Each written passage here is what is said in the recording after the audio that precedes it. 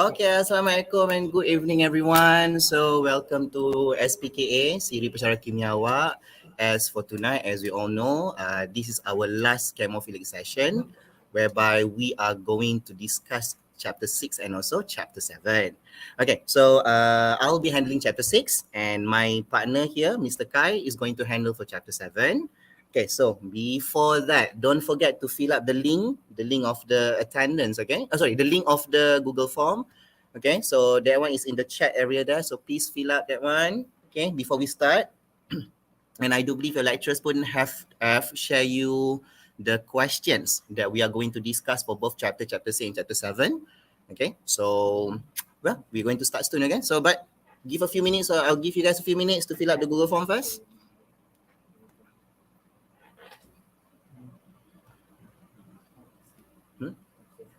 Okay, alright. So aku boleh share sekarang. Okay. Okay. Nampak. Okay, so let's start. Alright, so for first particular part here, we are going to discuss about chapter 6. So chemical equilibrium. Chemical equilibrium, if you guys remember, ni yang ada banyak arrow reversible ni lah. Okay, and the one that has istable. And also we have to consider about Chatellier's principle. So these are all the chapter 6 punya material that you guys have learned so far. And I do believe for all the classes at this moment, all the syllabus chapter 6 has been finished. Okay. So I really hope that these particular things is still quite new for you, macam masih lagi fresh in your head. So masih boleh ingat lah all this particular concept. Okay, so the first question for tonight, as you can see here, question 1A. Bromine gas is allowed to reach equilibrium in the 2-liter reaction vessel according to the equation. Dia bagi ni equation ni lah. Okay, one more thing that you guys have to remember, for chapter 6 and chapter 7, the chemical equation, phase mesti ada. Phase is required at all time. So maksudnya you have to be familiarized now.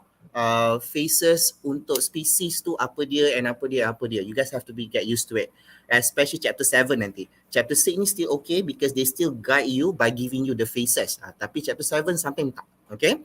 Alright. So this question they give you the Kc value.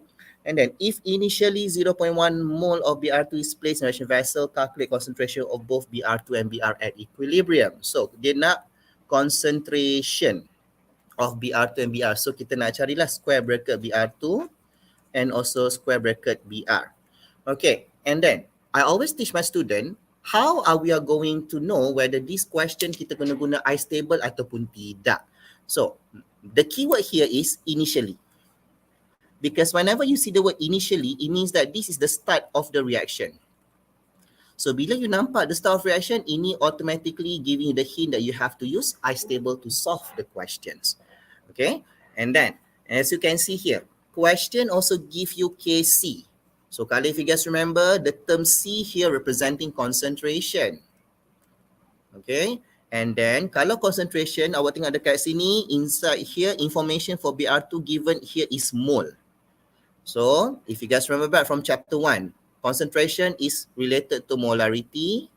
So molarity is equal to mole over volume in liter. So basically speaking, from the mole given, we can calculate lah what are the molarity because volume soalan dah cakap ni, 2-liter reaction vessel.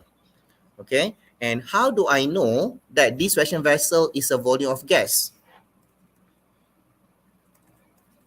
Sebab you ingat balik ini chapter 5 dulu. If you guys remember, kalau ideal gas, kita akan assume volume of the container is equal to volume of the gas. So that's why lah kita assume volume of bromine gas ni adalah 2 liter juga. Okay. So sekarang ni our goal is to find the the concentration of Br2. Kita kena buat istable. Lepas tu carilah dia punya concentration of Br2 and also Br. Okay. So here are the solution.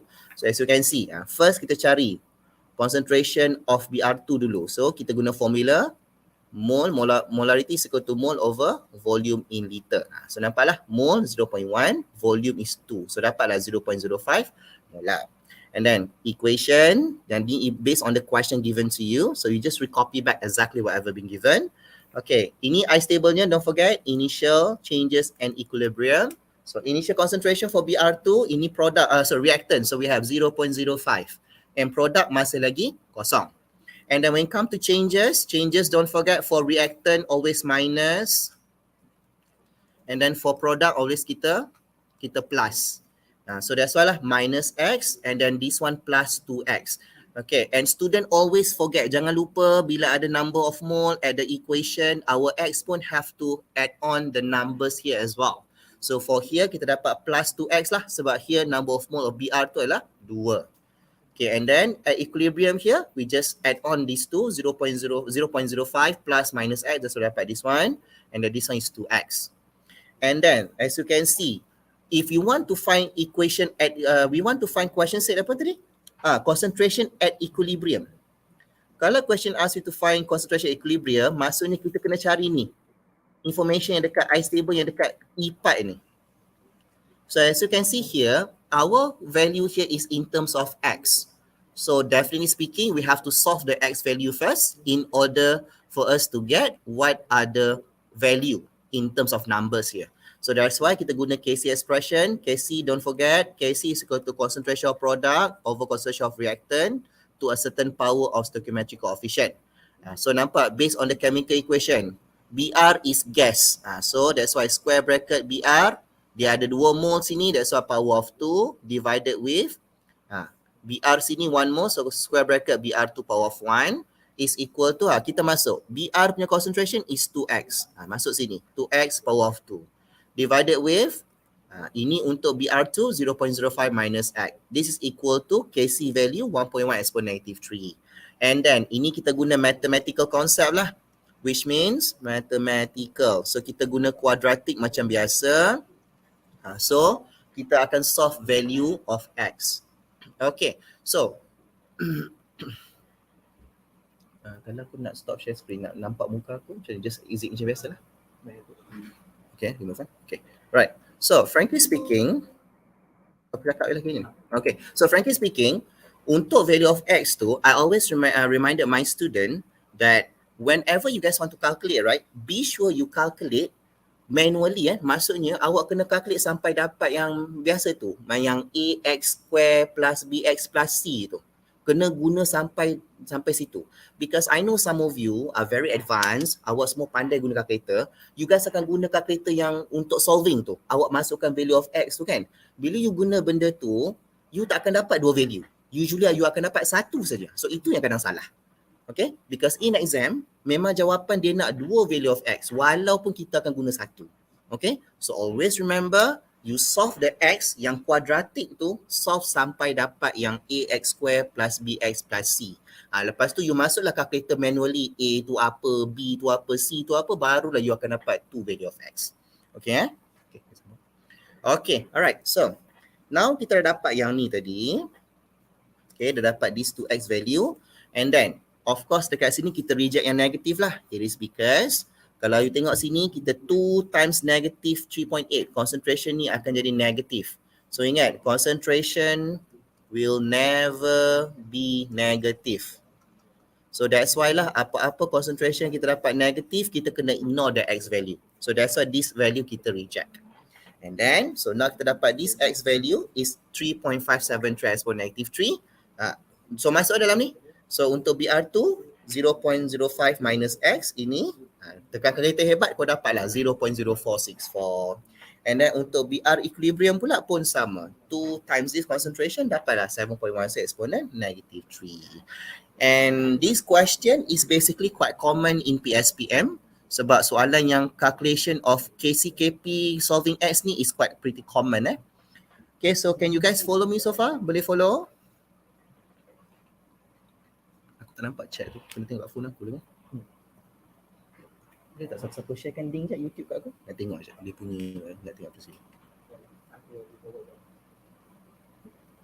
Follow kat aku je.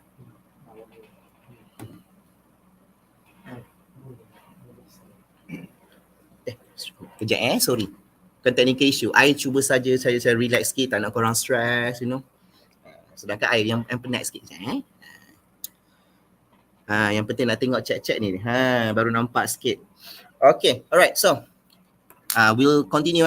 Now, let's start with Question number 2, 1B. Okay, consider the following equilibrium between nitrogen tetrafluoride and also this one. Itulah dia bagilah.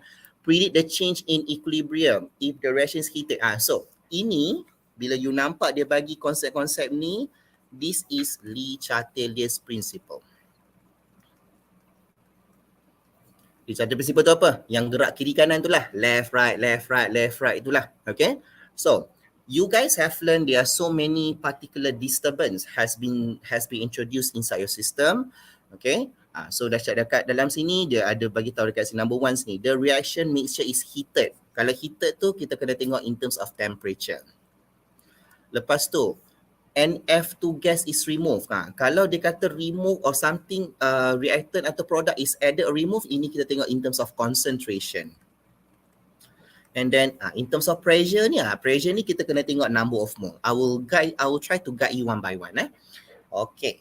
Alright. So now if we look at the first one, the reaction mixture is heated. The reaction mixture is heated.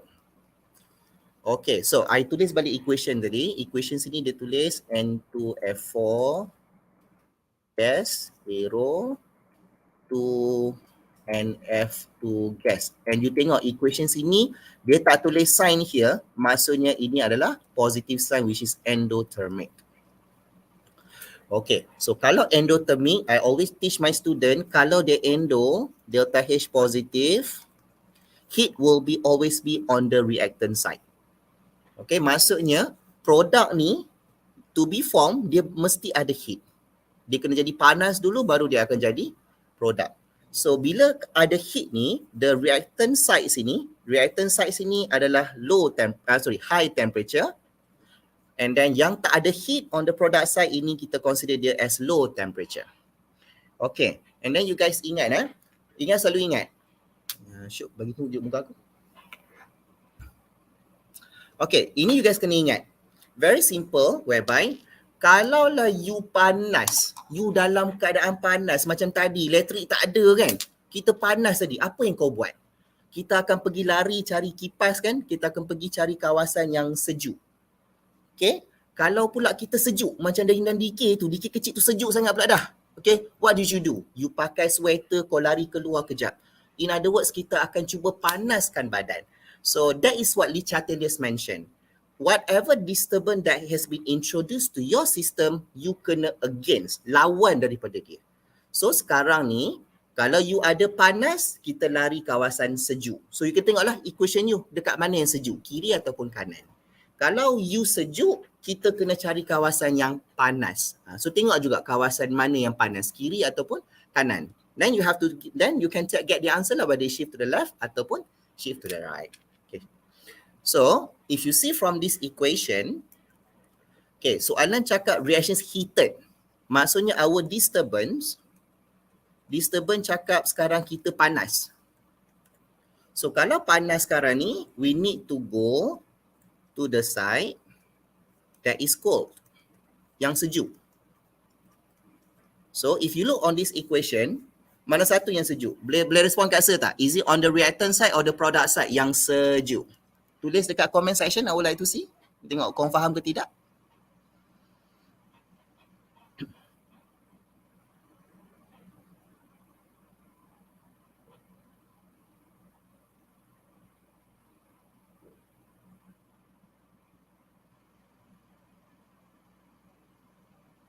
Bagus. Ramai yang jawab the right one, which is product side. Produk ni setengah, I dah tuliskan low temperature. Low temperature ni kita kira cold lah. Cold ataupun sejuk.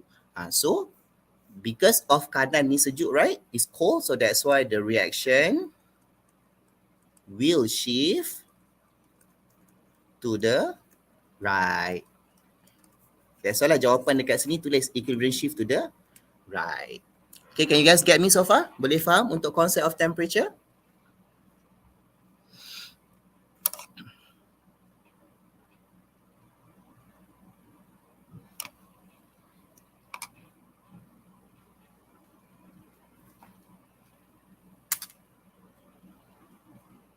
Okay, bagus. Malam ni. Alhamdulillah. I'm glad to hear that korang boleh faham konsep untuk temperature ni. Okay, alright. Next, kita move yang second situation. Soalan kedua adalah NF2 gas is removed. Okay, so apa equation tadi lupa dah. N2F4 forming NF2 NF2. So sekarang disturbance is N2F4 is NF2 gas is removed. Okay, NF2 gas is removed. Maksudnya sekarang ni concentration dekat produk ni pula. Concentration produk ni kurang. Okay, so ini kena ikut konsep concentration. Okay, so I nak ajar you guys guna cara menari sikit, okay? Kita guna tangan sikit. Syuk tunjuk aku sekejap. Okay, alright. Dia macam ni. Okay, so I always teach my student, ini awak punya reactant. Okay, and on this side is your product side. Okay, so dia senang je. Kalau apa-apa yang you ada banyak, so you tolak tangan ke atas. Macam menari kan, tolak atas. Okay, so ini equilibrium mula-mula. So bila contoh ini kita punya reactant have too much, so kita ada banyak reactant. So nampak, dia tak balance, right? So what should we do in order to balance up back? Kita kena rendahkan balik kan? Kena rendahkan reactant. So in order to reduce the reactant, kita kena measure sini, top up, pergi sebelah kanan. So that's why dia akan shift to the right. When shift to the right, lama-lama dia akan kurang reactant tu, produk lama-lama akan naik, so balance balik. So samalah kalau you kurangkan reactant for example. Sekarang reactant sikit. So reactant sikit, pusing sini. Gerak macam ni. Gerak sikit sampai kau buat tu. So turun ke bawah. So bila turun ke bawah, you can see when we don't have enough reactant, what should we do? Kita kena measure produk sini yang banyak ni, dia kena push lah diri dia untuk convert back to become reactant. So lama-lama produk kita akan guna dia sikit-sikit kurang, reactant pun akan naik. So this one, it will shift to the left hand side. Okay, so itulah konsep dia. Sama juga, you boleh guna untuk produk dan juga reactant. So selalu ajar budak I guna macam ni lah. Dalam kuliah I memang gerak macam ni lah. So budak-budak I pun belajar pun dia sama macam tu. Okay, you can use it as long as you guys able to get the concept. Okay, alright, so for this particular concept, sekarang ni kita punya produk kurang. So bila produk kurang, okay, less product as a disturbance. So kita kena make sure the reactant, I guna bahasa tak formal lah, reactant top up product. Okay, so what should we do kalau kita nak make sure the reactant tu top up balik the product? So the reaction will shift to the right. So bila you shift to the right, as you can see, you punya concentration of MF2, dia akan start to increase balik. Okay. Alright, can you guys get me so far? Boleh faham?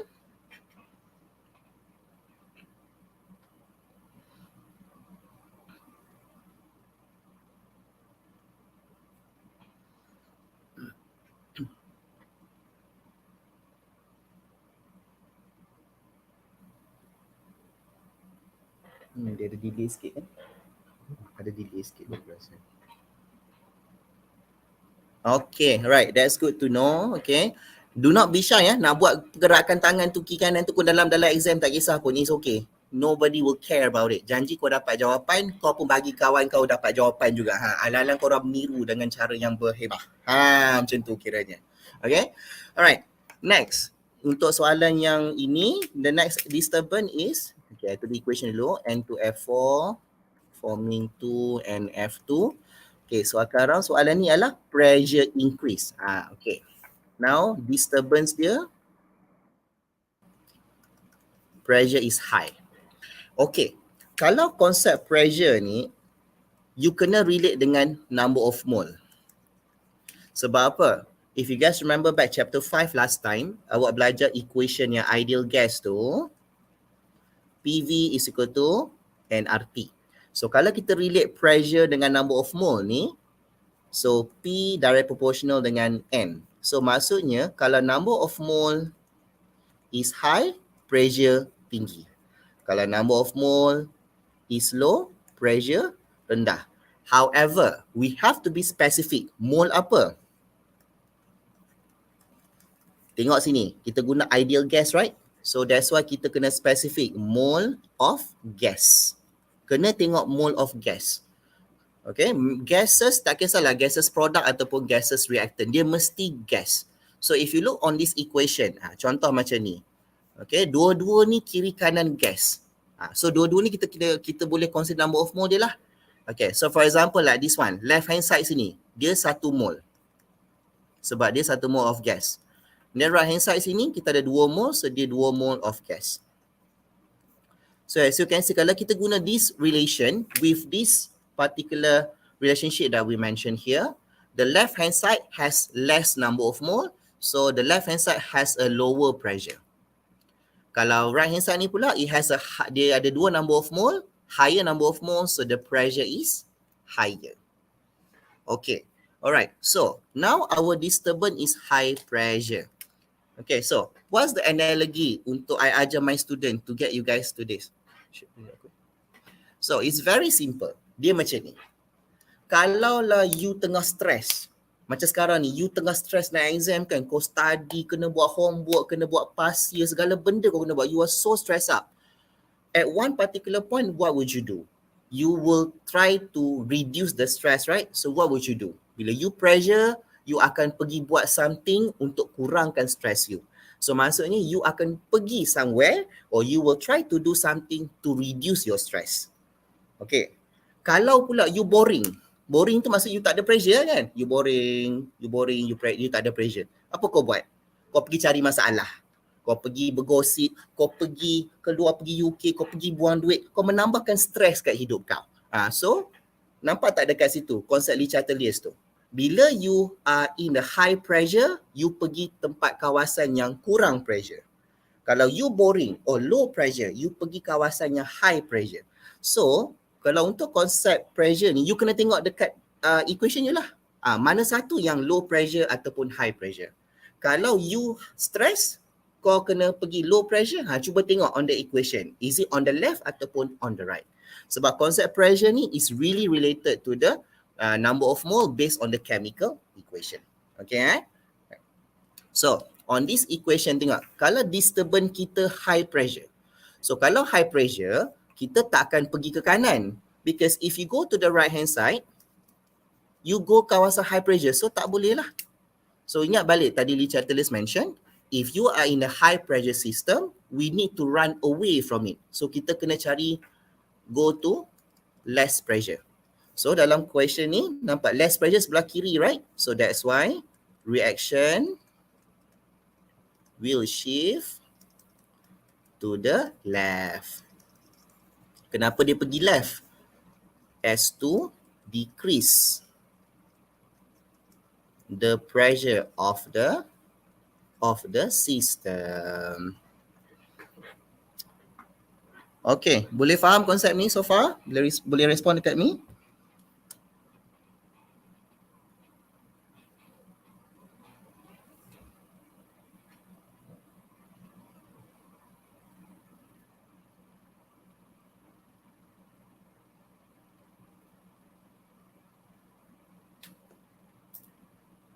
Okay, so far so good. Okay, that's good to know. So far so good.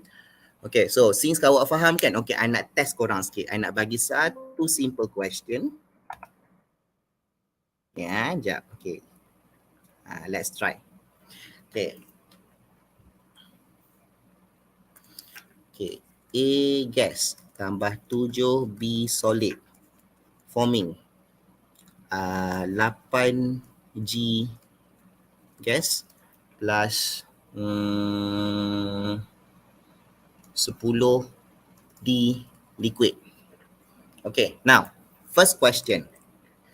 Okay, how many mole of gas at product side?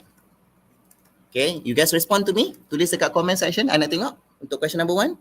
How many mole of gas at the product side? Dekat sini. How many mole of gas at the product side? Laju.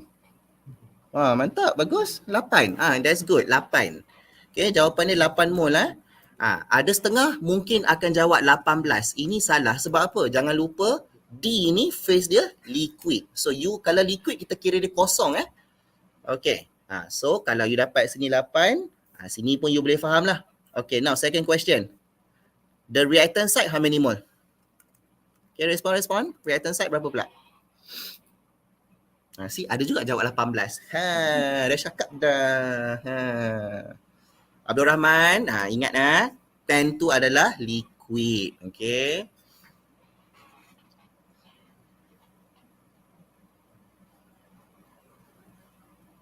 Okay, Laura Simple jawab 1 sebelah reactant. Okay, betul. Sebelah reactant ni cuma 1 mol. Bukan 8 8 tu salah sebab apa nampak? 7B ni adalah solid.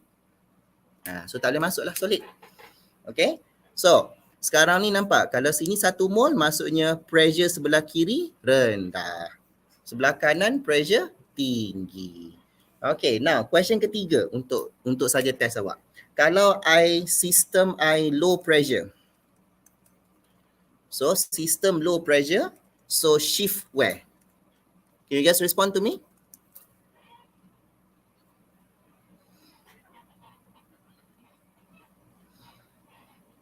Masuk air tu shift ke mana? Dia shift left ke shift right? Kalau sistem ni low pressure.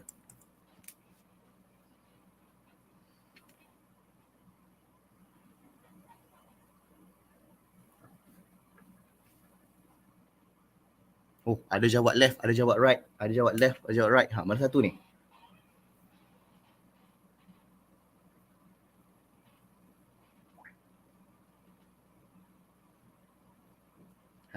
Okay. Ingat balik tadi, macam saya cakap tadi, kalau you less pressure, maksudnya kau tak stress, kau boring. Kalau kau boring, kau pergi cari masalah. Kau cari masalah, you pergi side yang banyak pressure lah. So that's why for this answer, question shift to the right. So siapa yang jawab right tu, congratulations. Maksud you faham konsep lah sekarang ni. Okay.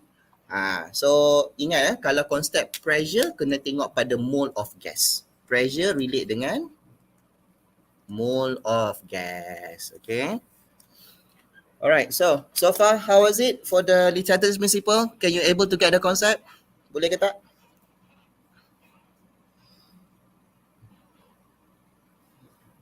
Seronok tengok dia komen-komen tu macam.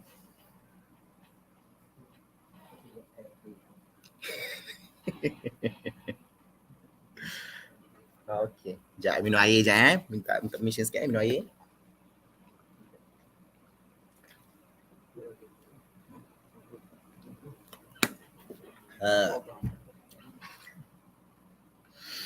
Okay, I'm glad that it helps you. So I really hope that lepas ni boleh nampak lah konsep pressure macam mana, temperature macam mana, concentration macam mana. I know that we are not covering everything, but at least it gave you some ideas when you guys want to do the passing question in the future. Okay, now let's move to the next question. I think this might be my last question for my part because nanti I have to give part for chapter 7 pula. Okay, so question 2. Okay, PSPM 1819. Ini passing question, an exact passing question Okay, they give you equation, nampak dia bagi delta H tu positive.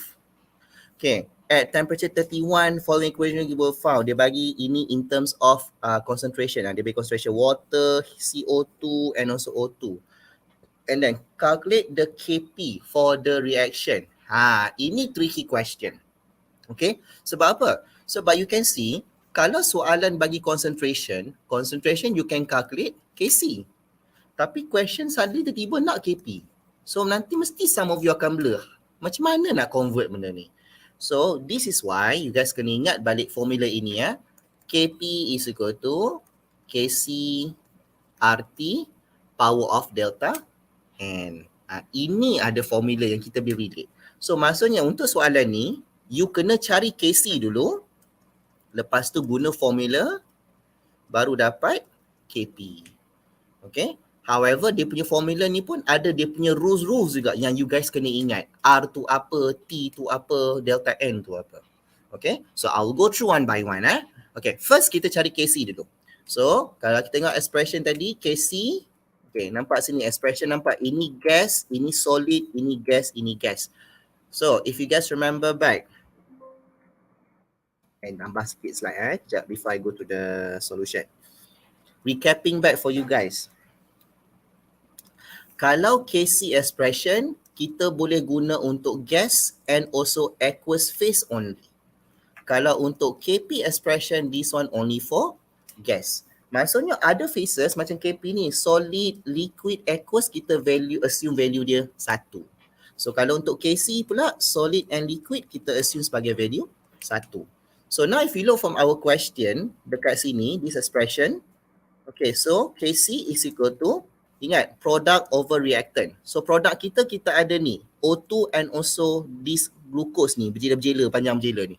Tapi dia solid phase, right? So kalau solid phase, kita tak masukkan dia inside our KC expression. So kita ada O2 power of 6 sahaja. Divided with, okay, reactant. Reactant sini, dua-dua ni, water pun gas, CO2 pun gas. So maksudnya dua-dua tu akan appear lah dalam kita punya equation. So akan jadi H2O power of 6, CO2 power of 6. Okay, I repeat dekat atas ni kenapa C6H12O6 tak masuk, because the phase is solid. Okay, ini yang tulis tadi tu. Solid kita assume value dia 1. So tak adalah dalam expression tu. Okay, so that's why ini expression KC dia. So you masuk value, so tekan kalkulator, dapatlah jawapan. Tapi common mistake, awak jangan salah masuk value Okay, jangan salah masuk value. Buka mata besar-besar. Okay, because you guys need to know, kalau tersalah masuk value, salah ni, salah yang bawah ni semua. Sayang je. Sebab benda ni dia very straightforward. Okay. Alright, so KC dah dapat. Ini settle. Okay, sekarang ni, bila guna formula ni, you guys have to remember, R is a gas constant. Dia macam chapter 5, which is 0.08206. Okay, dia sama macam chapter 5. Same as chapter 5. And then temperature, sebab ini ideal gas punya derivation, dia mesti in Kelvin. So, how to convert? Bila dapat degree Celsius, kena plus with 273.15. So, macam sekarang ni temperature dia bagi berapa soalan ni? Dia bagi temperature 31. So, that's why lah. So, 31 plus 273.15, that's why lah kita dapat 304.15. So that's why dekat dalam sini formula ni 304.15. Yang lagi special, nak kira delta N ni. Ini yang selalu student akan buat salah. Okay, delta N, ini before I go through this, I nak explain sikit je untuk delta N. Okay, untuk delta N, dia punya simple formula is mole of gases product, kita kena minus dengan mole of gases reactant. Okay, contohlah bagi this equation. 5A solid forming 7B gas. Okay, so how nak cari delta N untuk soalan ni? Sama juga, kena tengok mole of gases product. So product kita ini, B. Dia punya phase, gas, right? So mole dia 7. So that's why lah sini 7. Tolak. Our reactant, tengok reactant pun mesti gases juga. So tapi sekarang A ni adalah solid. So kalau solid, kita assume dia kosong je lah. So 7 minus kosong is equal to 7. Okay, lagi another example. 3A gas plus 5B liquid forming 2C gas plus 7G gas. Okay, can you guys tell me what are the answer for this delta N? Ikut formula atas ni. Mole of gases product minus mole of gases reactant. Okay, can you respond to me? Berapa dapat?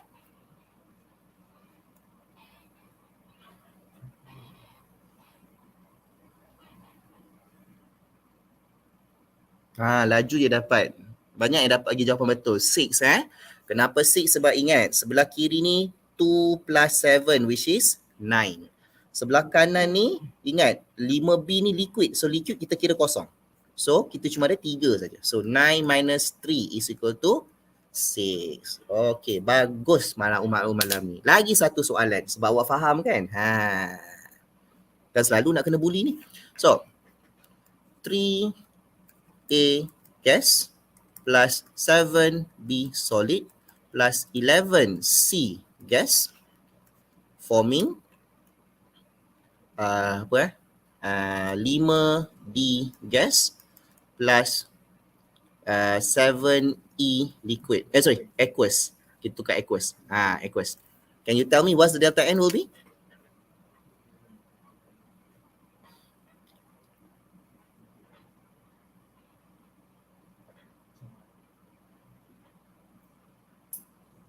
Which language you are speaking? I am speaking English and Malay. I campur dua-dua untuk kesenangan kesemua orang. Okay?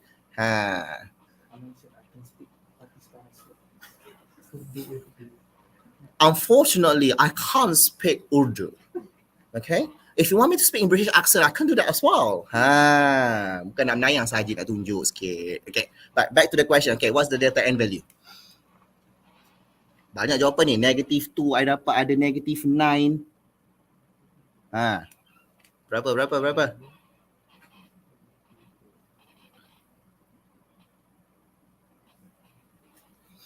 Okay, negative 9 ke? Cuba tengok balik. Okay, sebelah produk kita ada 5D gas, 7E aqueous. Ingat aqueous pun tak kira tau. Kita kira untuk gas saja. So sini adalah 5. Reactant ni 5. Reactant kita ada 3 tambah 7. 7 tak boleh masuk sebab dia solid. Ni tak boleh. Ini kosong. Ini 11. So ini C gas 11. So 11 plus 3, 14. So 5 minus 14 dapat negative 9. Bagus. Congratulations. So from here dah dapat dah konsep tu kan. So baru kita pergi balik pada soalan kita. Which means this one. Okay, nampak sini. Kenapa delta N sini negative 6? Sebab apa? If kita balik equation tadi negative 6, tengok sini. I padam sikit kan. I padam dia punya all the ink tu. Oh, tak boleh padam. Sekejap.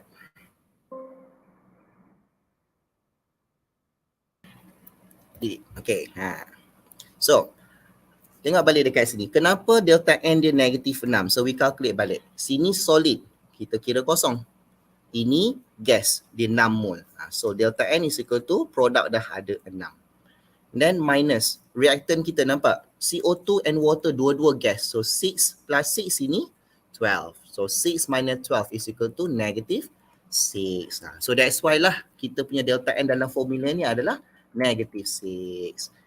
So we press calculator barulah dapat ini. Okay. However, lagi satu pesan yang I nak pesan. Ini penting juga when you press calculator.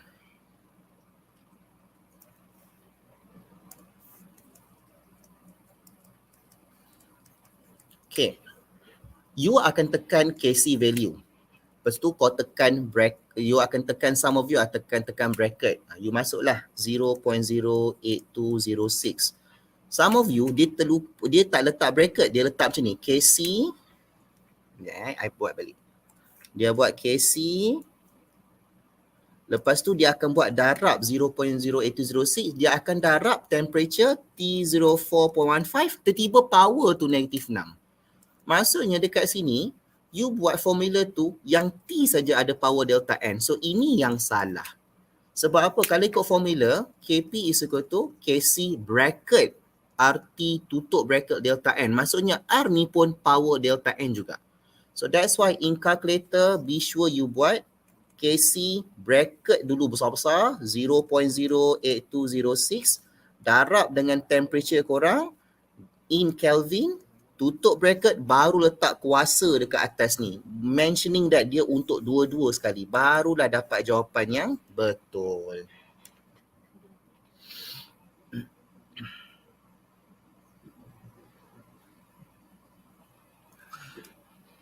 Okay? Alright, so from here, as you can see that when you get this, when you press this one correctly in the calculator, baru you akan dapat jawapan. Okay? So these are common mistake that student will do lah. Do not forget to put a bracket for this. Okay. Alright. So next question. Determine the initial mass of CO2 involved in the above reaction is volume if 1 liter. So dia nak initial mass of CO2. So kalau question asking for initial mass, anything initial meaning kita kena solve this by using ice table. Okay. So, untuk I stable, so first macam biasalah, you tulis the chemical equation. Chemical equation pun dah bagi dah from the question. Okay. Question does not mention to you what is the initial concentration for CO2 and so H2O, right? So what can you do? Kita boleh assume lah. So kita assume initial concentration of CO2 is equal to A. Initial concentration of H2O is equal to B. That's why I guna sini A dengan B. A, B, and then this for this species, but dia solid, kita just put dash only. And initially for product is 0. Tak ada product lagi lah at the beginning. Okay. And then changes. Ingat balik, reactant kita minus, product kita plus. And then, as you can see here, don't forget to minus the negative. Okay, look at the number of mole here. So negative 6x for the reactant. Sini pun sama, negative 6x because number of mole here. And then for the product, don't forget kita plus. So plus 6 here. So plus 6x here. So at equilibrium, A minus 6x, B minus 6x. So this one is 6x. So from here, kita nak cari initial mass, right? So if we want to find initial mass, we need to find the concentration first. Because from this concentration, we can calculate the mole. Betul lah. Can calculate the mole, then boleh cari dia punya molar mass. Boleh cari dia punya mass. So from here, as you can see, our concentration is in terms of X. So kita boleh solve lah the X dulu. So question has mentioned, dekat sini nampak, O2 at equilibrium is 2.4 exponent negative 3. And this is equal to 6x dalam equation sini. So maksudnya, question nak mass of CO2, tengok pada A punya, pada yang CO2 punya expression at the equilibrium, A minus 6x is equal to these numbers. So A minus 6x ni this number. So kita masuklah A minus 2.4 exponent negative 3. Ini just normal mathematics. Kita solve, kita dapat A is this one. So, therefore, initial concentration of CO2 is equal to A. Tadi kan, is equal to A. So, dapatlah 0.9324. And then from here, dah dapat molarity. Now, kita nak cari mole. Ingat balik, molarity is equal to mole over volume in liter. So, mole is equal to molarity times volume. So, dah saya dapat formula ni. So, molarity is 0.9324. And then volume dah mention 1 liter, right? So maksudnya dia punya mole pun samalah 0.9324 mole. Then after that nak cari molar mass. Nak cari mass, sorry. So mole is equal to mass over molar mass. Mass is equal to mole times molar mass. So inilah part ni. Mole times molar mass of CO2 is 44. Dapatlah jawapan 41. Okay, so ini question I stable lah because dia kata initial mass. So whenever you see the word initial is always related to I stable. Okay, alright. And then last question for today, I think untuk ni. This one. Ini contact Lee Chatelier ni, I suka menari ni. Okay, so this one. So explain equilibrium position will be a factor for each of the following changes. So kalau water is added. So as you can see here, water sini gas, right? So maksudnya sekarang ni, if you can see here, I dah bagi jawapan dah. Water, as you know yourself, ada dua phase. Water gas boleh atau water liquid pun boleh. So kalau kita tengok in terms of both of these answers, kalau kita tengok water steam, dia dalam gas phase, right? So kalau sini gas phase maksudnya concentration of the reactant tinggi sekarang ni. So kalau reaction, we have a lot of reactant, so awak boleh menari. So reactant tinggi. So reactant tinggi. So reactant tinggi kita akan tukar reactant pergi product. So that's why dia akan shift to the right. So that's why jawapan dia tulis sini nampak. So when steam is added, equilibrium shift to the right. So when you shift to the right, you can see that your amount of the reactant akan decrease. Okay, tapi kalau kita masuk water liquid, kalau water liquid, sebab dia liquid phase, liquid phase will never change anything.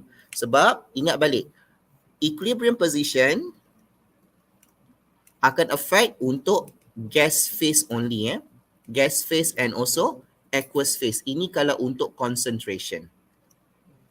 Okay, sebab kita tengok amount kat sini, so kalau amount kita relate to concentration, that's why have to look at the gas phase and also aqueous phase only. Okay, alright, and then last question, dia kata temperature is increased. Okay, so sekarang sama konsep tadi, question ni adalah positif. So kalau dia positif, as you can see, so positif tu endo. Endo tu heat sebelah reactant. So maksudnya reactant ada high temperature, product low temperature. So ingat balik macam tadi. Sekarang kita punya disturbance panas, hot. So kalau kau panas, kita pergi kawasan yang sejuk. So sejuk yang tak ada heat lah. So nampak sejuk sebelah kanan, right? So the equation will shift to the right. So that's lah jawapan tulis dekat sini, nampak? When temperature increase, shift to the right. Sebab proses tu adalah endothermic. So when you process endothermic, nampak? You shift to the right, you produce more product lah. Very straightforward. Okay, alright. So I think that's all for me for chapter 6. So thank you so much for your attention. I really appreciate it so much. So apa-apa soalan, you guys can ask your lecturers about it. Okay, or you guys can come and see any of us. Okay, and one more thing, just one more advices to you guys. I know that chapter 6 is not everyone punya forte. Okay, I know memang tak semua orang suka chapter 6. Tapi paling-paling kurang in exam, at least you tahulah how to write down the ice table and also tahulah juga how to write down KC and KP expression. Itu paling-paling kurang. Okay, because at least you guys will get at least 1 or 2 marks at least from those particular things. Who knows, eh? Okay, alright, so that's all from me. So we'll take a break for a moment. Then I'm going to pass it to Mr. Kai, okay, for chapter 7. See you.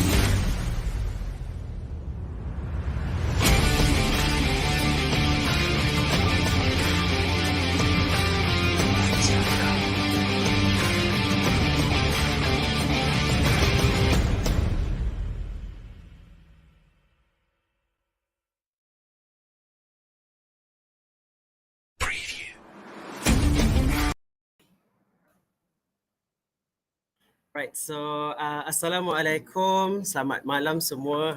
So tadi kita dah belajar dengan Sir Rozaimi, Sir Roro, you all semua excited kan? Tengok dalam komen semua very responsive malam ni. So kalau ikutkan kita ada 205 people are watching right now. So I hope you still boleh keep the momentum. Kita ada sikit je lagi nak habiskan. Tapi kali ni dia dah pass baton pula kepada saya. Bagi siapa yang tak mengenali diri ini, lebih baik saya kenal dulu lah kan. So nama saya adalah Khairul Afiq. So a lot of my students call me Sir Khairul. So for those yang mungkin tak pernah nampak, so ni adalah saya adalah baru lah kat sini. So that's why lah you jarang nampak. Kan tak macam Seroro lah, dia very famous. Kita macam pelapis je baru, okay? Tapi hari ni kita akan continue dengan chapter 7. So I'm pretty sure semua orang sangat fresh lagi dalam chapter 7 kan, because all your lecturers sekarang tengah dalam chapter 7. So specifically kita akan tengok dalam 7.1. Okay. So kita tengok dah dulu first questions kita pada hari ini. So kalau ikutkan ada 2 soalan. So I'll go through one by one with you guys. So for those of you yang dah ada answers, you can just check je answers you. Tapi pada siapa-siapalah yang mungkin tak sempat, mungkin saya faham lah kan, busy, banyak assignment, nak buat past papers. So mungkin boleh tengoklah cara kira dia ataupun cara menjawab soalan-soalan ni. Right, so are you guys ready? 你们准备好了吗? Okay, so kita boleh start lah terus. Okay, so untuk soalan pertama, A, the pH of a solution of barium hydroxide is 14.0. What is the molar concentration of the barium hydroxide? Soalan ni nampak macam senang je kan? Very short and sweet. Tapi apa yang kita nak kena buat sebenarnya? So bila nampak dalam soalan ni, first of all you kena identify dulu barium hydroxide ini adalah acid ke base. So kalau nak tahu, nak kena tengoklah dekat dalam clue dia tu kan. Kalau ikutkan dia dah cakap kat sini dia adalah barium hydroxide. So dia ada OH. Kat mana kita nak tulis ni? Sinilah kan. So barium OH. Tapi sekarang you nak tahu barium tu apa pula. So kalau kita tulis dia punya chemical formula, sebenarnya barium ni adalah 2+. Dia daripada group 2. So kita sebenarnya akan balancekan dia punya chemical equation. Bulat pula dia punya tu. So ada 2 lah kat sini. So ini adalah OH. So dia adalah sebenarnya base. Dia bukan acid. Biasa dalam soalan praktis you dapat acid. Sekarang ni dia bagi base. Right? So barium ni dia cakap dia punya pH dia adalah 14. Sangat basic ya. Okay. So kita nak cari apa sekarang? Kita nak cari pH. Dia bagi pH. Yes, kita nak cari concentration. So concentration of barium hydroxide. Kalau saya, selalunya saya akan start dengan identify dulu chemical equations dia. Ni sangat-sangat penting. Why? Because sometimes dia nak trick you. Dia nak tengok concentration of OH minus tu sebenarnya berapa dia punya coefficient. So kita tulislah dulu kita punya chemical equations. So BaOH2. So ni kita akan dissociate dia menjadi. So Ba tu tadi dia sebenarnya adalah 2+. Kita letaklah kat sini equals kan. Equals, sini pun equals. Plus OH sekarang adalah OH minus. Right, so OH minus pun equals. So dah balance ke belum chemical equations ni? Kena check satu-satu. On the right side, on the left side. Cukup tak all of the elements? Balance tak? Nampak macam tak balance kan? Kalau ikutkan dekat OH tu ada 2. Dekat sebelah kanan kita cuma ada OH satu je O. So kita kena letaklah 2 di sini sebenarnya. Itu trick dia. So kalau siapa yang tak careless, dia tak tulis dia punya chemical equations, dia tak perasan lah OH tu sebenarnya ada 2. Okay? So sekarang kita nak buat apa? So kita dah ada pH, tapi kita sekarang ni dia dalam chemical equations dia letak OH minus. So tak boleh nak terus substitute, nak cari concentrations. So kita kena cari dulu berapa pOH kita. So siapa ingat lagi apa relationship pOH ni? pOH formula dia adalah negative log concentration of OH minus.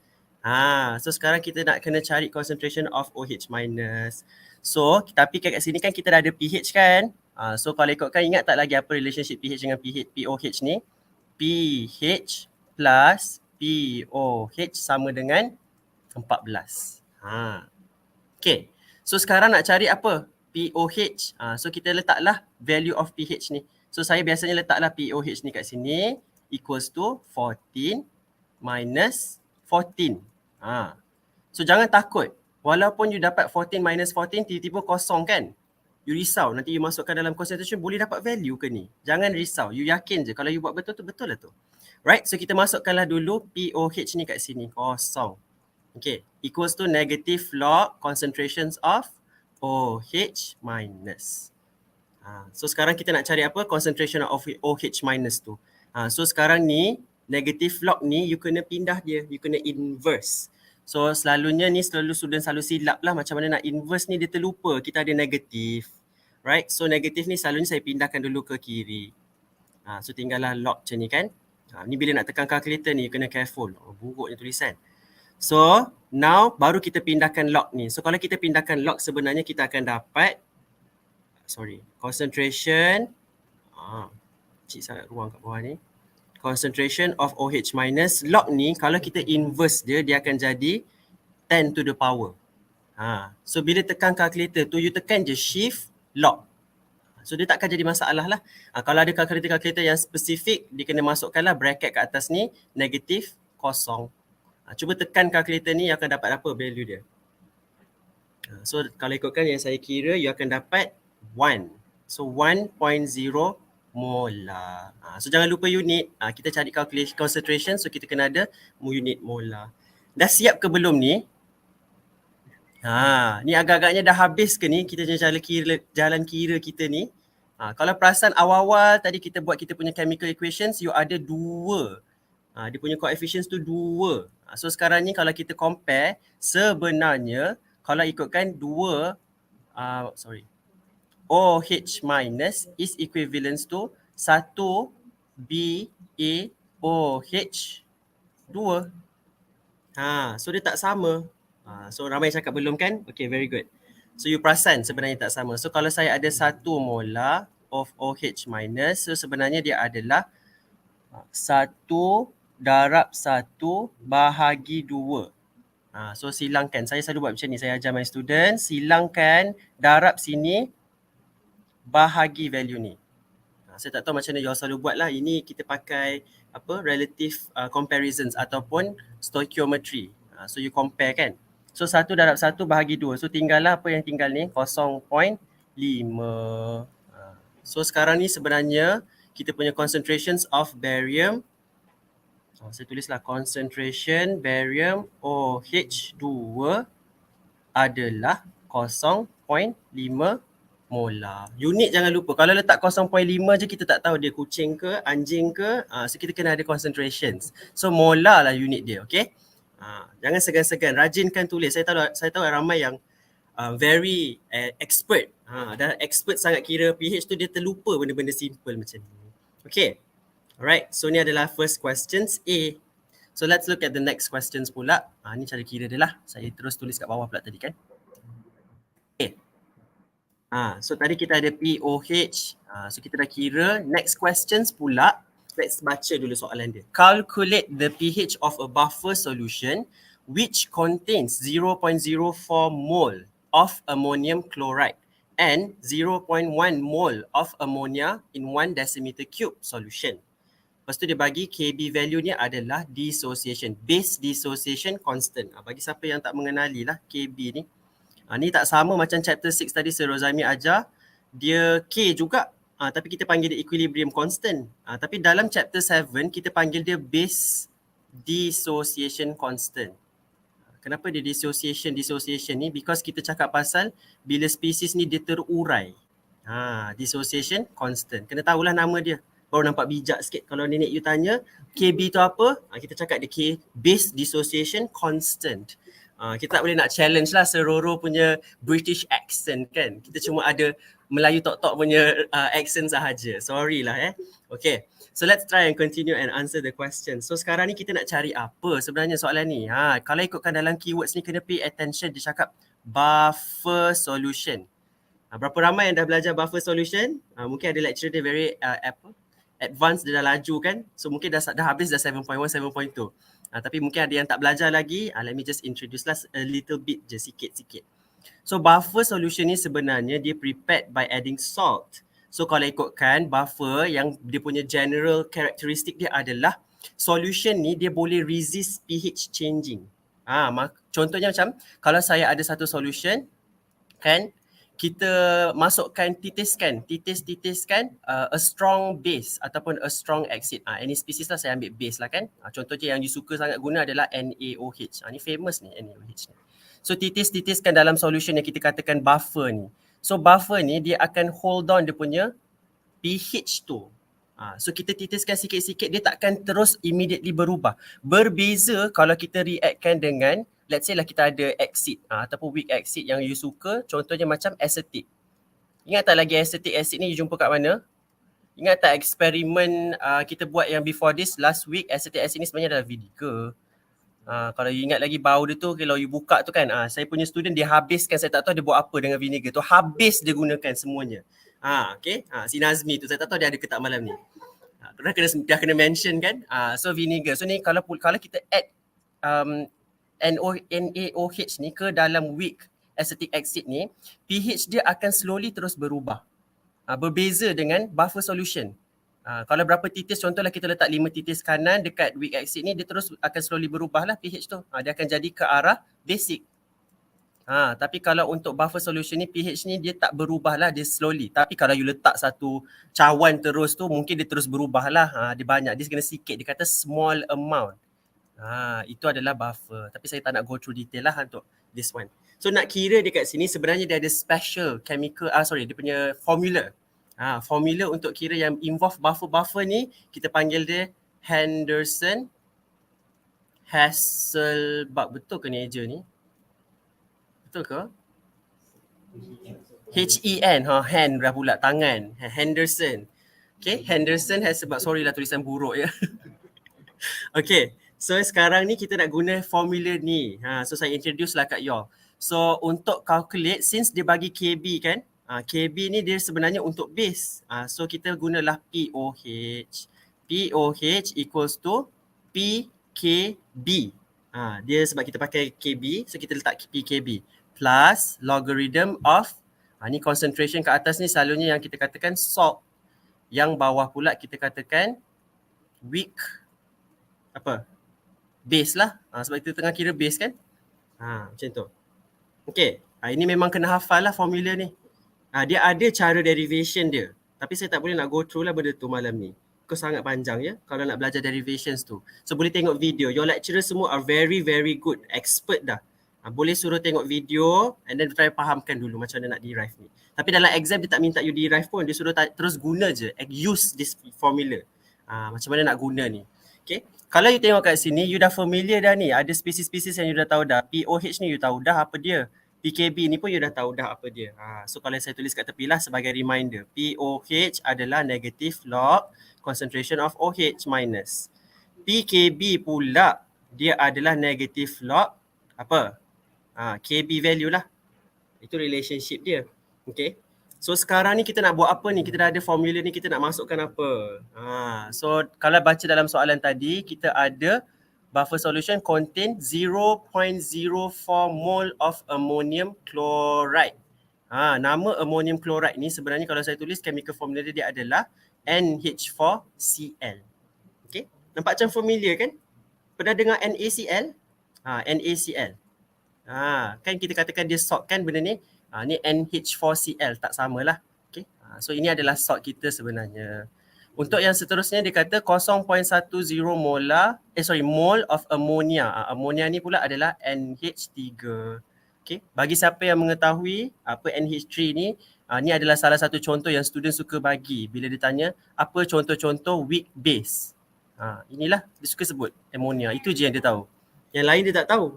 NH3 je dia tahu. Kalau tanya weak acid, biasanya dia akan sebut acetic acid, CH3COOH. Itu dua contoh yang kita selalu dengar nanti dalam ni, chapter 7 ni, dia berulang-ulang. 1 decimeter cube ni adalah solution ni, inilah volume kita. Okay. Kat mana nak guna ni nanti? Jangan panik. Kita buat satu-satu. So, sekarang ni kita nak cari POH ni, yang kita boleh masukkan, kita masukkan dulu dalam formula. So, yang kita ada adalah PKB sebab kita dah dapatkan value PKB tu. So, negative log, masukkan value dia 1.8 times 10 to the power of negative 5. Ni dah tak ada masalah lah. Okay. Kemudian plus log concentrations. So sekarang nak masukkan concentrations of salt. Yang dia bagi adalah mole, 0.04 mole. So untuk cari concentration, dia adalah mole over volume. Jangan lupa volume ni daripada chapter 1 lagi ni. Volume ni mesti dalam keadaan liter. So decimeter cube pula dia bagi. Decimeter cube ni sebenarnya sama je dengan liter. So 1 decimeter cube dia sama dengan 1 liter. So tak ada masalah lah. Kalau dia bagi dalam centimeter cube, you kena convert. Sama macam centimeter cube tu sama macam mililiter. So you have to bagi je lah dengan 1000, dapat value dia. Okay? Tak payah takut. So now you masukkan lah, saya terus masuk dalam ni 0.04. Sebab ni dia punya salt kan, ammonium chloride ni. So 0.04 bahagi dengan 1. Kita akan dapat concentrations dia. So kat sini adalah concentration salt. Kemudian yang bawah ni pula untuk weak base. Weak base tadi kita dah identify awal-awal NH3.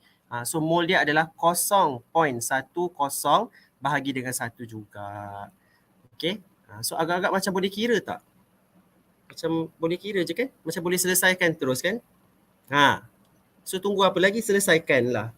Okay. Tekan kalkulator tu. Kalau tak confident, buat satu-satu. Bahagikan dia pecah-pecahan ni. Jangan buat terus semua. So kira dulu negative log 1.8 10 to the power of negative 5. Kira yang tu dulu, dapat value. Baru tambah dengan log concentration of salt bagi dengan concentration of weak base. Okay. So sepatutnya you akan dapat 4.35 pOH dia. Okay, kalau sampai sini, kalau you boleh dapat dia punya value ni, maksudnya dah betul lah tu you guna tu dia punya equations. Okay, dapat tak? Cuba tengok sikit ni. Ada yang dapat tak? Ke ada yang tak dapat? Ke dapat mengarut ni? Okay, so dia adalah mungkin bundaran tu dekat 4.3, 4 ke ada yang dapat tu 4.35. Kira lah tengok betul-betul macam mana bundaran dia tu. Okay. Right, so let's continue. Sekarang ni tak habis lagi jawapan kita guys, sorry. Kita kena continue lagi sebab soalan tak minta pOH dek, dia minta pH. Hari ni kan malam ni sesi sikit, sorry. Kalau my student dia tahu I memang sesi dalam kelas, sorry lah. Siapa yang baru berkenalan tu kan tiba-tiba terkejut kan. So nak cari pula pH. So apa tadi awal-awal pH tambah dengan pOH sama dengan 14. So masukkanlah. So sekarang dah ada pOH, nak dapatkan pH. pH equals to 14 minus 4.35. Dah settle. Dapatlah final answer ni. Kira berapa betul-betul? 9.65. Okay. Dapat tak? Bagus Jason Chinicol ni. Betul ke saya sebut nama awak? Sorry Daripada tadi saya nampak dia daripada Sororo punya explanation tu dia rajin tu. Respond tu. Bagus tu. Siapa pensyarah dia tu? Cemerlang. Okay, bagus. Okay. Alright, so ini adalah untuk question 1B. So kalau boleh dapat sampai final answer 9.65 maka betul lah tu you buat. Okay. Right, so last question dah, sikit lagi nak habis dah. Lepas ni tak jumpa saya dah kan. You all tak ada reason nak jumpa saya sebenarnya. So dia kat sini je lah yang kita berjumpa. Okay, so seterusnya boleh continue semua. Okay. Tak respon sikit lah, tengok okay ke tak. Saya tengok shot sendiri pula. Tengok sikit semua orang okay ke tu. Okay. Okay. Alright. Semestinya boleh. Okay, bagus. Semestinya boleh. Judicious ya. Okay, so let's continue lah. Ni Alia ni student saya ni. Yang kena pin ni jawapan dia ni. Alright. So let's continue next question last. So ni ada 3 pecahan soalan A, B dan C. Tengok dia punya ayat tu macam senang-senang je nak buat dia. So kita tengoklah satu-satu dulu. So untuk A, dia bagi kat dalam soalan ni dia ada pemuka dia. So acetic acid CH3COOH is a weak acid with Ka equals to 1.8 10 to the power of negative 5. Macam sama kan dengan tadi? So it dissociates in water according to the following equation. So dia dah bagi dah siap-siap. Senang kerja you. Okay, tak payah nak fikir dah. So tengoklah kat sini CH3COH plus water and then you dapat CH3COO minus plus H3O plus. Soalan tanya, rewrite the above equation and label the conjugate acid and conjugate base. Ni kembalilah kepada pemuka chapter 7 ni. Awal-awal sekali you belajar 7.1, you akan belajar acids and bases definition. Bukan acid tu masam, base tu pahit, bukan yang tu you semua saya tanya kalau awal-awal apa yang you ingat tentang acid? You tangkap pasal pH. Okey lah, bagus. Betul ada yang macam acid tu masam, benda tu. Tu bukanlah. So kita ada definitions dia.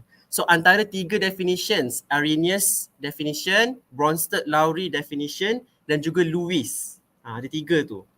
Your lecturer mesti introducekan semua tu. Which one sebenarnya yang ada conjugate ni?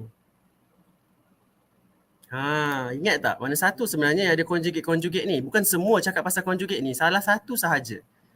So siapa yang ingat dia sebenarnya yang berkenaan dengan Bronsted-Lowry. So Bronsted-Lowry, dia ada introduce pasal conjugate ni. Tengok balik definition dia apa. So Bronsted-Lowry dia introduce acid sebagai substance yang boleh donate proton. Proton tu pula apa? Astaga kan. Proton tu pula adalah sebenarnya hydrogen plus je. Jangan risau. Tak ada apalah. So proton tu boleh donate. So donate. Ni untuk acid. Kan kita cakap pasal weak acid kan ni. So dia boleh donate proton. So proton inilah hydrogen ni. H boleh dilepaskan. Kalau check kat sini chemical equations ni, you betul-betul check dia. Betul ke dia donate proton? Ke dia terima proton? Tengok dekat yang belah produk dia. CH3COOH dia bertukar menjadi CH3 COO minus. Kenapa dia jadi minus ni? Because dia dah lepaskan hidrogen dia. So dia dah dapatlah negative charge. So biasanya kalau Bronsted-Lowry defined exit, dia mesti ada partner dia. Partner dia yang hilang hydrogen tu yang jadi dalam produk tu, itulah yang kita panggil dia conjugate. So conjugate apa? Sekarang ni kalau kita cakap pasal exit, maka conjugate dia adalah base. Macam you lah pairing-pairing kan? You all suka pairing-pairing kan dalam kelas? So kalau you pair, mestilah you nak yang elok. Macam tu. So kalau you ada exit, you nak dengan base. Kalau you ni dengan ni. Jangan yang sama ya. Kita risau sikit tu sebenarnya. Okay. So kita nak yang exit pairing dengan base. Okay. So maksudnya kalau yang satu ni exit, H2O ni dia akan behave sebagai apa? Dia akan behave sebagai base according to Bronsted-Lowry. Because H2O ni dia terima. Kalau Bronsted-Lowry cakap dia terima accept proton, maka dia akan jadi base. So itulah tengok dalam chemical equations ni. So H3O ni dia terima, asalnya dia H2O, sekarang dia jadi H3O+. Dia terima. So dia cakap dalam soalan kan dia suruh rewrite kan, jangan kau pergi conteng dekat soalan tu. Tulis balik. Okay, tulis balik semua ni. Kita tengok macam mana. Tulis balik semua ni chemical equation, lepas tu you label. So bila you label tu, you letaklah this palang ni kan. Line, pairingkan dia. Ni adalah partner dia lah dia nak cakap. So CH3COOH adalah exit. Ni kat bawah ni dia tulis exit. CH3COO minus adalah conjugate dia. So dia adalah conjugate base. Okay. Dah dapat yang satu, yang lagi satu tu senang. Because dia opposite je. So yang ni adalah base, H2O, and then H2O plus adalah conjugate exit. Dah siap. Okay. Right. So kita continue to the next questions. Dah tak sabar kan, senang sangat ni sir. Move on lah cepat sikit. Ada ke yang cakap gitu? Berani kamu? Cari kamu tu. Okay. Right, so seterusnya, ni mungkin semua orang suka. Determine the pH of 0.1 molar acetic acid. Kau dia bagi tu je. Nak cari apa? Dia cari pH. Tapi dia bagi 0.1 tu adalah concentration. Tapi dia tak cakap concentrations tu at equilibrium kan? Or anything. Dia cuma cakap concentrations of acetic acid sahaja. So kalau kita tulis Ka pula, Ka expression, biasanya kita akan cakap dia dah reach equilibrium. So kat sini sebenarnya nak kena guna apa? Tahu ke nak guna apa? Cuba respon sikit. Nak guna apa ni? Nak kira ni?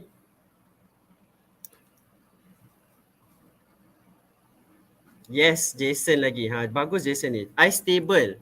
Kita kena guna ice stable. Okay? So kenalah buat ice table. So how good are you at writing ataupun constructing your ice table? I'm pretty sure you all semua boleh buat. Dah faham dah ice table tu. So dalam chapter 7 pun kita guna juga ice table. So apa yang saya selalu buat adalah kita kena tulis dulu chemical equations. Kau tengok kat atas ni, tulis dulu chemical equations dia sebagai reference. Jangan malas, tulis je. Tak payah kisah dia ada markah ke, dia tak ada markah ke, tulis je ya Jason. Okay.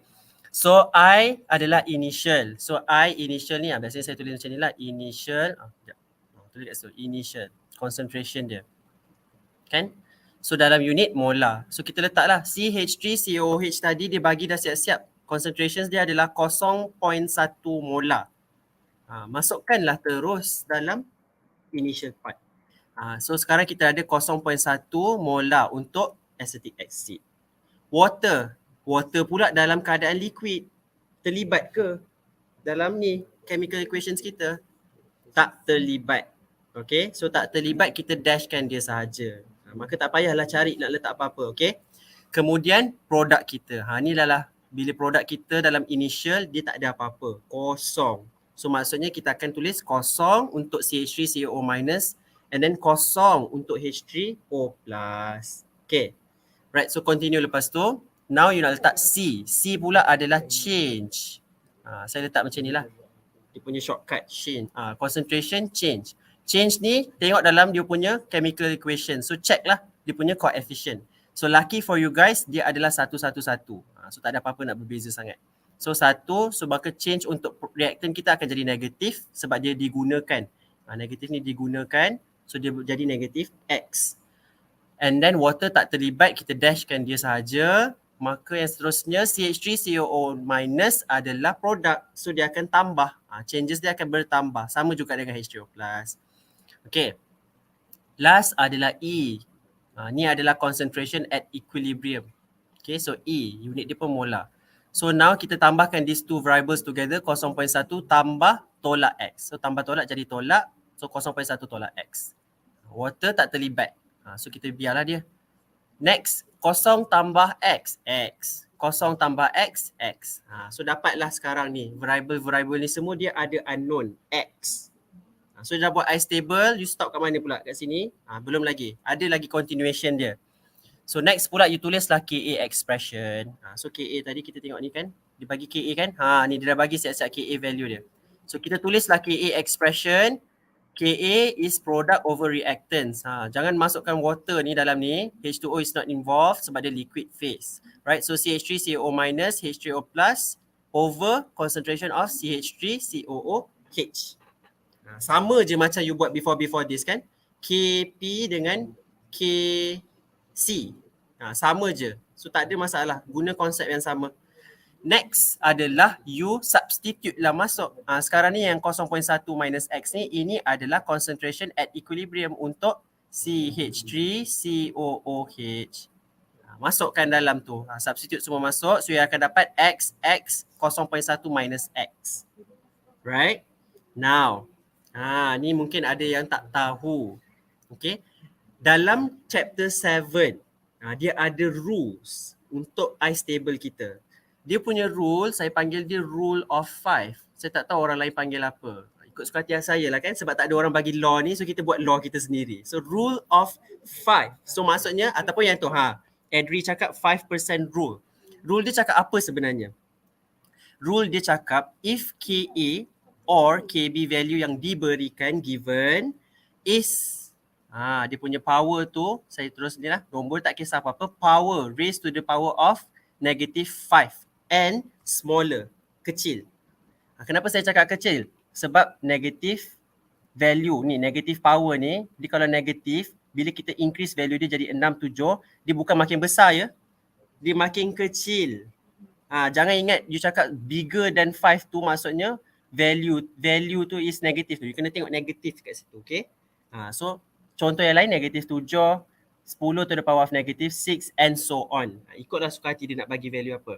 Okay? So ni sepatutnya kecil lah, ni bukan besar dia sebenarnya makin kecil. So kalau value of KB tu makin kecil daripada 10 kuasa negatif 5, maka yang kita akan assume bahagian sini. Okay. Sebab apa? Bila nombor dia negatif 5, 10 negatif 5, awak bayangkan 1.0 darab 10 negatif 5. Cuba jadikan dia, hilangkan ni, 10 to the power of negative 5 ni, sebenarnya akan dapat 1, 2, 3, 4, 5. Ni zaman-zaman sekolah rendah dulu kan, buat macam ni. Nampak tak value dia tu? 0.00001. Sangat kecil je value dia. So bila dia cakap KA ni sangat kecil, changes X tu pun akan jadi sangat kecil. So small. Very small sebenarnya. So small. Okay. So therefore kita akan cakap macam je lah. Kita cakap assume 0.1 minus X is equivalent to 0.1. Dia bukan bukan X bukan equivalent to X. Bukan.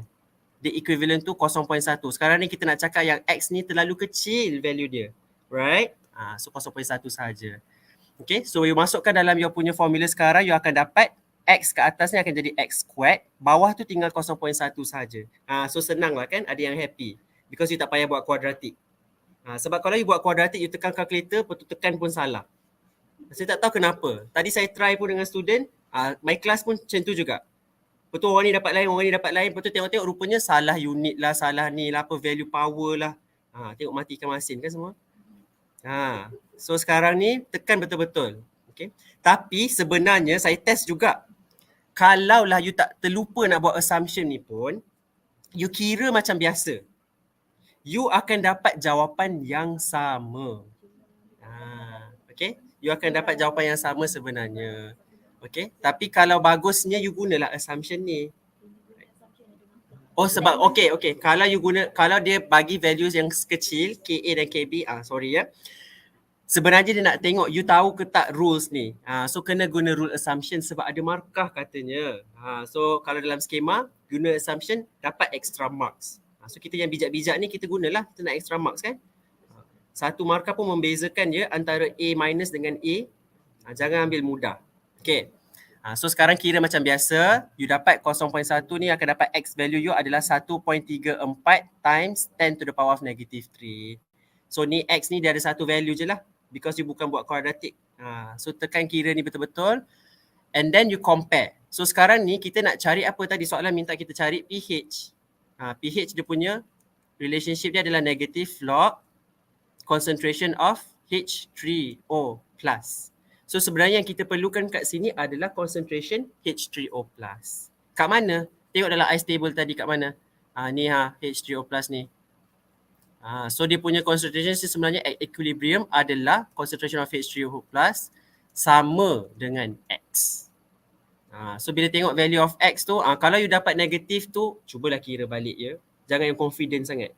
Tukar, tengok balik you tekan kalkulator betul ke tak. Okay. Masukkan, patutnya you dapat positif. Kenapa tak boleh ada negatif?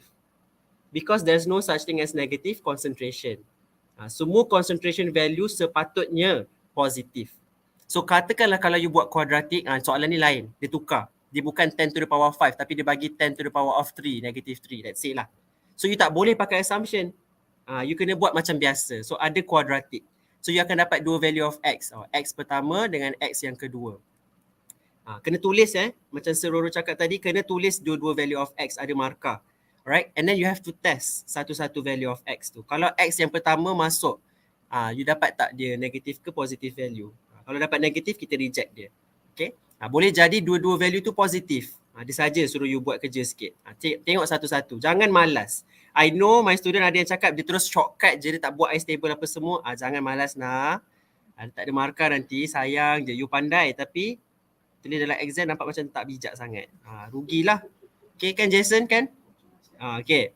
So now dah dapat dah. Okay, sambung-sambung. Dah dapat concentration. Masukkanlah dalam pH. Negative log concentration H3O+. You akan dapat final value dia 2.87. Dah siap. Settle. Okay. Habislah. Dia kata pH je kan. Kalau dia suruh cari benda lain, kita kena carilah. Kalau dia suruh minta pOH ke apa, you kena cari. Alright. Okay, last sudah. Okay, sebelum kita berpisah, kita berbincanglah dulu dengan satu soalan ni. Last kali, soalan tanya, predict the percentage of dissociation when exit concentration is increased. Dalam ni, you ada terms ni percentage of dissociation. Siapa ingat lagi apa benda? Percentage of dissociation ni, dia punya formula dia adalah ni concentrations of dissociated.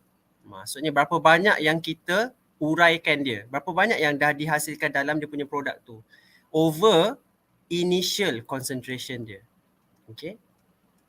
Since dia ada percentage, maka kita kena kali 100 lah. Kalau dia tak ada percentage dissociation saja, dia akan panggil tu yang alpha tu. Ingat tak? Kan? Alpha. Sama dalam chapter. Bila mana ni jumpa ni? Chapter 6. Tak pay attention ni. So dia ada change. Kalau alpha ni change over initial, sama je sebenarnya. Okay, benda yang sama. So apa relationship dia antara dua ni? So sebenarnya dia kata kalau exit concentrations ni dia meningkat. Inilah kat sini initial ni. Dia meningkat. Kalau perasan kedudukan dia atas dan bawah. Ni dissociation ni kat atas. Percentage concentrations tu dekat bawah. So dia akan jadi inverse. Inverse, maka bila satu meningkat, lagi satu akan menurun. So final answer dia apa tadi tu? So the percentage of dissociation decreases with concentrations meningkat. Okay. Ingat ni je lah. Dah. Sahaja. Settle sudah. Habis. Alamak, sedih sudah. Kan? Ke korang tak sedih? Korang suka sebab dah ngantuk kan? So itu sahajalah untuk hari ni. So I hope lah bagi siapa yang pay attention sampai ke hujung rancangan kita pada malam ini, sama-sama Sir Roro, Alright, kami doakan kepada semua pelajar-pelajar semoga berkat ni, usaha-usaha yang korang buat ni semua diberkati. Amin. So y'all jangan cakap kita buat benda sama, y'all rasa macam benda tu sia-sia. Tak, because the more you cakap ulang benda tu, the more you akan lagi faham. Itu yang kita nak. Right? Okay, so pesananlah kepada semua, jangan lupa isi Google Form tu. Uruseti ada Google Form. Isi. Okay. So isilah Google Form tu. So moga-moga semua dapat A lah lepas ni. Amin. Okay. Okay, so that's all from two of us. So I wish you guys good luck and all the best. And PSPM is coming soon in 2 weeks time, 3 weeks time. 3 weeks. Okay, so please study from now. Jangan study last minute. Jangan lupa Tuhan tak turun duduk sebelah kau nak bagi kau dapat A. Kau kena usaha sendiri. Okay, right. So thank you for tonight. Thank you for joining all of us. Okay, and this will be the last Chemophilic for this semester. Inshallah, hopefully we'll see you guys again next semester. Okay, right. Thank you so much. Good night. Bye-bye. Bye.